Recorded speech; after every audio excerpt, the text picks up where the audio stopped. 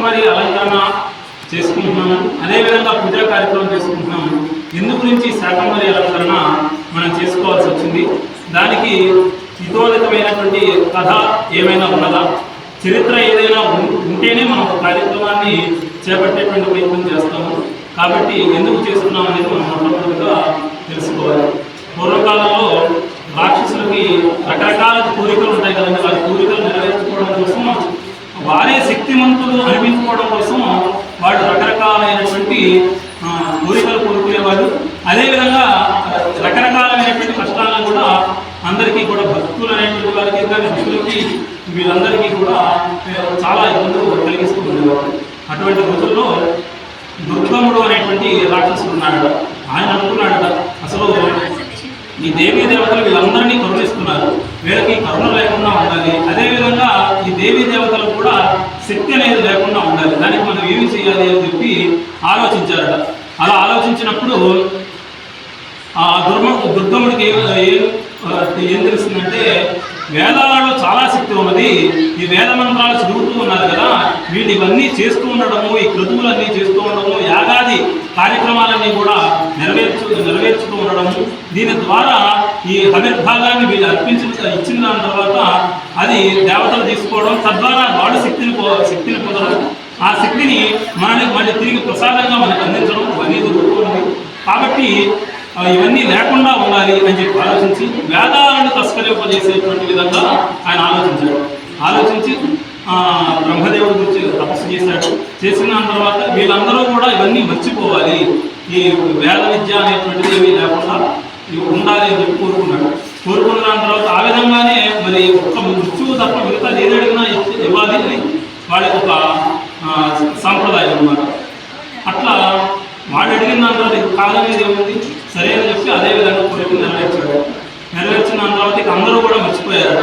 ఈ క్రతువులవన్నీ నెరవేర్చకుండా ఉండడం వల్ల ఇక దేవీ దేవతలకి ఉన్నటువంటి మనపైన ఉండేటువంటి కృపా కటాక్షాలంతా కూడా తగ్గేటట్టు. ఎందుకంటే మనం చేస్తేనే కదా వాళ్ళు మనకి ఏదో ఒక ప్రతిఫలాన్ని ఇచ్చేది, మనం కోరుకుంటే. ఆ విధంగా ఉన్నటువంటి రోజుల్లో ఇక అవన్నీ జరగకపోవడం వచ్చినటువంటి సందర్భంలో అప్పుడు కరువు కాటకాలు ఏర్పడిపోయినాయి. ఒక 100 సంవత్సరాలు ఎటువంటి వర్షము ఏమీ లేకుండా ఉన్నటువంటి సందర్భంలో, ఇక తినడానికి తిండి ఏమీ లేనటువంటి పక్షంలో అంతా కూడా భయభ్రాంతులకు లోనై ఇంకా ఎలా బతుకుతాము అనేటువంటి భయంతో, అదేవిధంగా ఏమీ తిననటువంటి బాధతో ఉన్నారు. అటువంటి సమయంలో అమ్మవారు తన కృపచేత అమ్మవారు మార్చుకుని తనని బాధపడిందట. వచ్చినటువంటి బాధ వాటితో నీళ్లుగా మారినాయట అవంతా కూడా. అవన్నీ మారిన తర్వాత కూడా మారినప్పుడు అమ్మవారికి ఒక స్వరూపం అన్నమాట. శతాక్షిగా అని చెప్పి 100 ఇదిగా చిరులతో అమ్మవారు తన ఒంటి నుంచి నీటిని ప్రవహింపజేసిందట. అయినా వాళ్ళకి దాహం అయితే తీరింది, కానీ తిండి తినాలనేటువంటి కోరిక కలిగితే అప్పటికప్పుడు ఒకవేళ కరువు కాటకాలు లేకుండా చేసేటువంటి శక్తి అమ్మవారికి ఉన్నప్పటికీ, అవన్నీ ఒకవేళ వర్షాన్ని బాగా ఘనంగా కురిపించినప్పటికీ కూడా అప్పటికప్పుడు పంట రావాలి, విత్తనాలు తీసుకోవాలి, అవన్నీ తవ్వాలి. అంటే ఒక వ్యవసాయం చేసిన అందరూ దాని ప్రతిఫలం ఆశించడం కోసం కొన్ని నెలల పాటు ఉండాలి.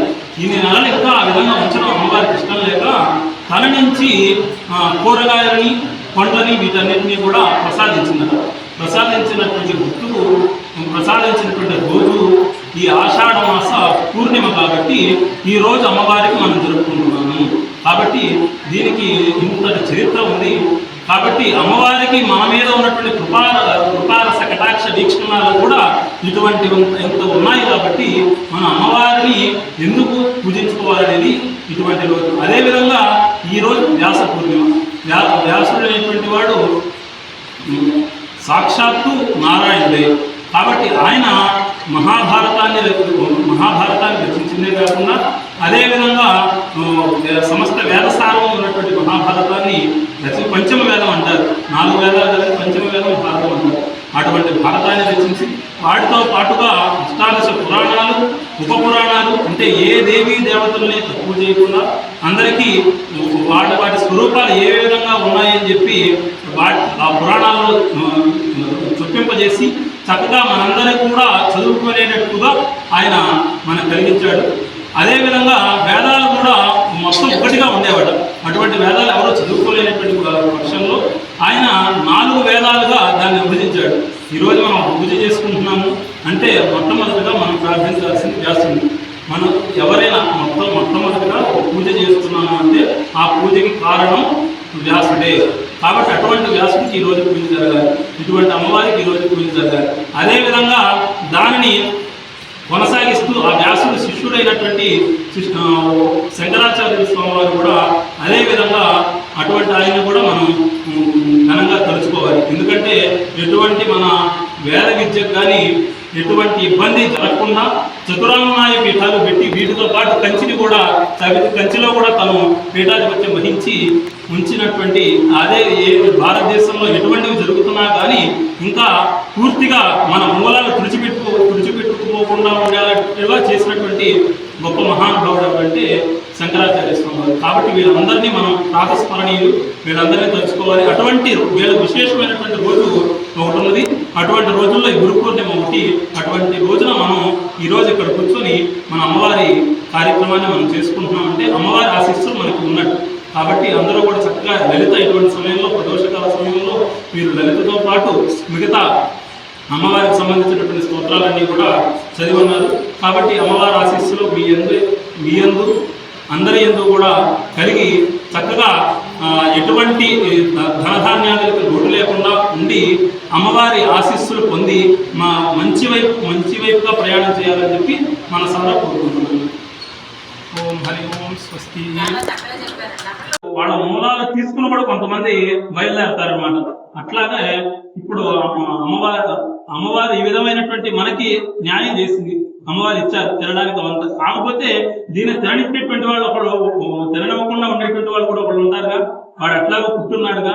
అందుకని చెప్పి వాడిని సంహరించడం కోసం అమ్మవారు దుర్గామాతగా దుర్గమ్మని సంహరించడానికి అమ్మవారు దుర్గామాతగా అంటే 3 జన్మలు అక్కడ అమ్మవారు ఈ ఒక్క క్రియ చేయడం కోసం, ఈ రాక్షసుని సంహరించడం కోసం మనకి ఈ అన్నవస్త్రాలకి లోటు లేకుండా, అన్నానికి ఆహారాలకి ఎటువంటి లోటు లేకుండా అమ్మవారు దాన్ని మనకి ఇవ్వడం కోసం, అదే విధంగా మనం దాహంతో బాధపడుకోకూడదు అని చెప్పి ఉద్దేశంతో అమ్మవారు శతాక్షి రూపంలో ఈ విధంగా మనకి అమ్మవారు అనుగ్రహించడం జరిగింది అన్నమాట.